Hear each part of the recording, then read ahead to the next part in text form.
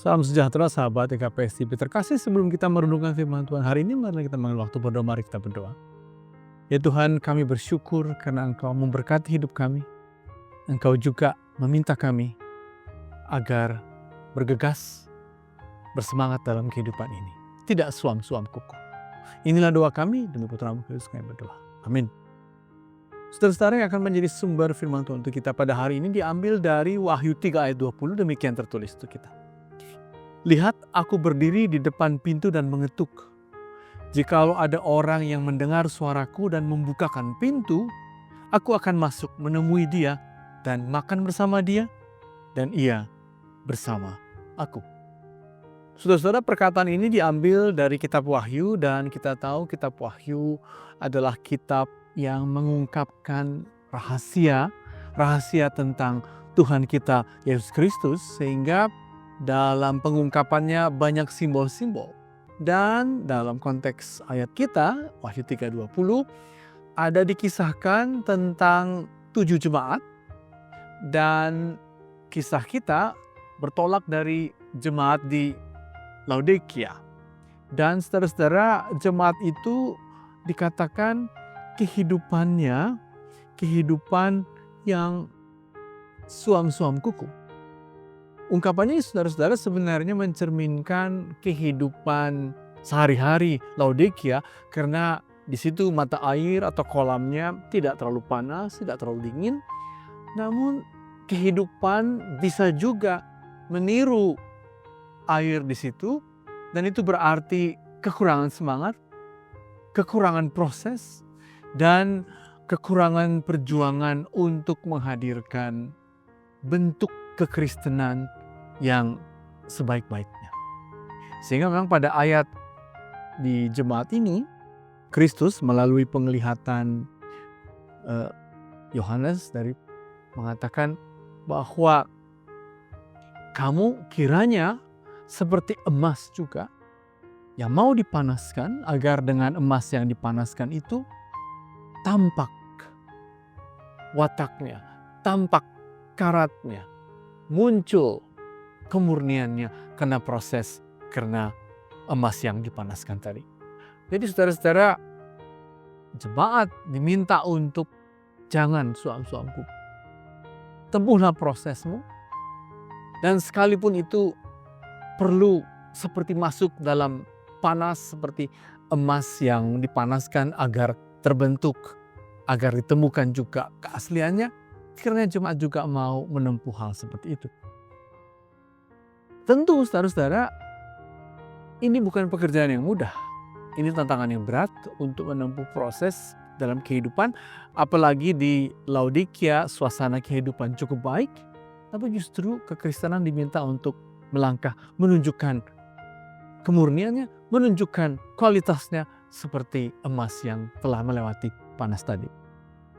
Karena memang demikianlah tampaknya kehidupan Kristiani yang harus melangkah, memurnikan diri, menampakkan kualitas seperti emas, dan itu berat.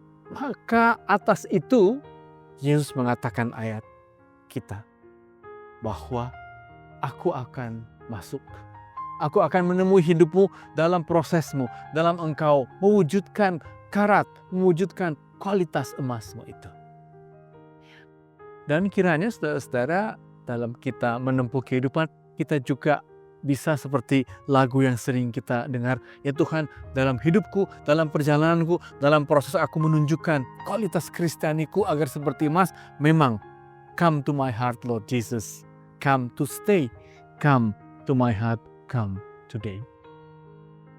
Tentu saudara-saudara, kita melanjut dan perlu merenungkan, kalau Yesus hadir dalam kehidupan kita, akan seperti apa sebenarnya hati kita, hidup kita, dalam proses kita menunjukkan kualitas diri tadi, saudara-saudara.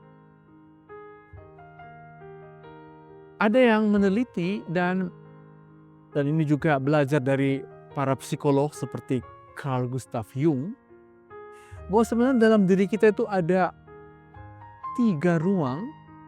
Saudara bisa melihat pada gambar ini, dan diri kita bagaimanapun adalah ego. Tidak mungkin kita hidup tanpa ego. Dan Tuhan menemui kita dengan ego kita, artinya apa? Bahwa kita punya pikiran-pikiran, bahwa kita punya hal yang kita harus tunjukkan, perjuangkan. Itulah ego kita. Namun ego kita juga tentu berisikan kekecewaan, berisikan perasaan terpukul, tersandung misalnya. Itulah ego kita, itulah aku kita. Tapi saudara-saudara, di diri kita yang hendak dimasuki Tuhan itu ada juga aspek yang sering disebut sebagai suara hati. Dikala kita mulai bisa menerima kesulitan-kesulitan kita, dikala kita berusaha menenangkan, berusaha tenang, berusaha bahkan menghadapi semua itu dengan keyakinan akan kasih Tuhan. Dan dua hal ini terus bergulat dalam diri kita. Antara ego, perjuangan, apa yang kita mau dapatkan, dan cara kita untuk memakluminya, untuk memahaminya, agar jangan terlalu kecewa atas semua hidup ini sambil kita membentuk diri. Nah, di tengah-tengah semua ini saudara-saudara, disitulah kita menerima Yesus ke dalam diri kita, ke dalam hati kita, dan kita mengatakan, ya Tuhanku, lihatlah egoku, ya Tuhanku, kuatkanlah aku, hatiku ini, agar kuserahkan kepadamu. Rangkullah aku ya Tuhan, ringankan kuk yang kupikul, biar aku bisa bersandar padamu. Itulah saudara-saudara yang terjadi begitu Kristus masuk dan ketukannya kita buka dan tinggal dalam diri kita. Ego kita terus berkembang, diri kita terus mencoba memahami, tapi kiranya di antara ketegangan itu Kristus hadir. Kuk kita menjadi ringan dan dia menjadi sandaran kita. Dengan itu saudara-saudara, kita akan menjadi emas dalam proses, dalam perjalanan. Amin, mari kita berdoa. Ya Tuhan, kami bersyukur karena Engkau melalui anak-Mu Kristus memasuki kehidupan kami. Agar kehidupan kami yang Kau masuki adalah kehidupan yang bertumbuh dengan ego, dengan pengertian, dengan rahmat. Dan di tengah-tengah itulah Tuhan Kristus menguatkan, menyembuhkan, bahkan merangkul hidup kami. Inilah doa kami, demikian kami berdoa. Amin. Kekuatan di jiwaku, ketenangan batinku, ada dalam hadirat-Mu, ku menyembah-Mu.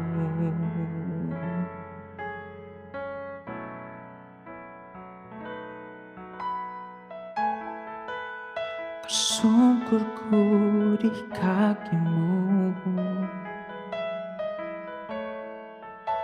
rasakan hadirat-Mu. Takkan ku melepaskan-Mu, Kau cahaya bagiku, mengiring-Mu seumur hidupku, masuk dalam rencana-Mu Bapa. Pikiranku,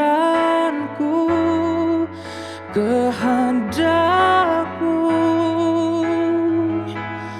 ku serahkan padamu. Harapanku hanya di dalam-Mu, ku kan teguh bersama-Mu. Tuhan, jadikanku bejana-Mu untuk memuliakan-Mu.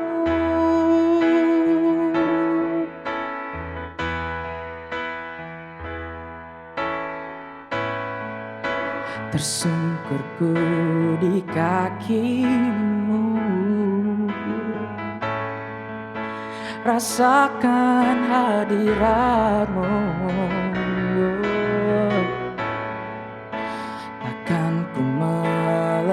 menjelaskanmu, kau cahaya bagiku, mengiringmu seumur hidupku, masuk dalam rencanamu Bapa. Pikiranku,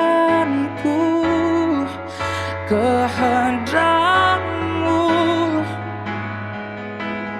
ku serahkan padamu. Harapanku hanya di dalam-Mu, ku kan teguh bersama-Mu Tuhan. Jadikanku bejana-Mu untuk memuliakan-Mu. Jadikanku bejana-Mu untuk